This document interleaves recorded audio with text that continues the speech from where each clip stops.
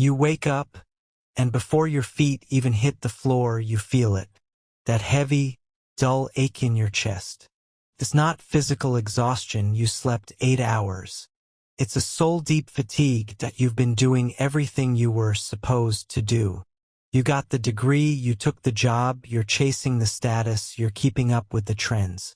On paper, your life looks fine, maybe even successful. But inside, you feel like an actor in a play where you've forgotten your lines and you never liked the script to begin with. Here is the truth you've been avoiding. You aren't tired because you're doing too much. You're tired because you're carrying a life that isn't yours. You are exhausted from the weight of masks you weren't meant to wear. Welcome to Next Level You. Today, we're going to put the weight down. We spend the first half of our lives letting society tell us who to be. We let our parents, our friends, and our social media feeds hand us bricks of expectation. We put them in our backpack and we keep walking, wondering why the climb feels so much harder for us than it does for everyone else. But the next level version of you isn't someone you attain. It's someone you uncover by dropping everything that isn't you. Let's talk about the cost of living a lie. Psychologists call this the ideal self versus the ought self. The ought self is the version of you that thinks, I ought to want this promotion. I ought to be married by now. I ought to look like that influencer. Every time you do something because you should, and not because it aligns with your core values, you create internal friction.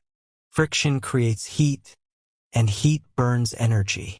That is why you feel burnt out. You are spending 80% of your daily mental energy just trying to maintain a facade. You're carrying your father's unfulfilled dreams. You're carrying your mother's anxieties. You're carrying your peer group's definition of cool. No wonder your back is breaking. You're trying to live 5 lives at once, and none of them are yours. The reason we don't put the weight down is simple: fear. We are terrified that if we stop carrying these expectations, we will disappoint the people around us. But ask yourself this: is it better to disappoint them now, or to disappoint yourself for the next 40 years? Taking ownership of your life means accepting that you might become a villain in someone else's story just to be the hero in your own. If someone only loves the version of you that meets their expectations, they don't love you, they love the service you provide. Real growth begins the moment you become okay with being misunderstood by people who aren't going where you're going. How do we stop carrying the weight? It starts with a value audit. 1. The silence test. If you were on a deserted island and no one could see your progress, what would you still want to achieve? That is your truth. Everything else is a performance point too. Identify the lent dreams. Look at your biggest goal. Is it yours? Or did you borrow it from a movie, a billionaire's podcast, or a high school rival?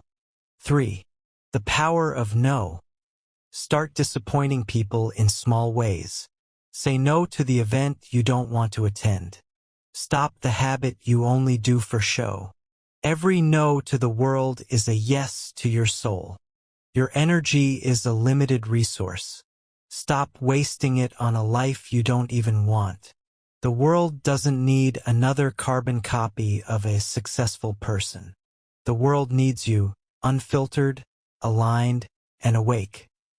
The moment you let go of the life you think you should have, you finally have your hands free to build the life you were meant for. This is Next Level You. Lighten the load.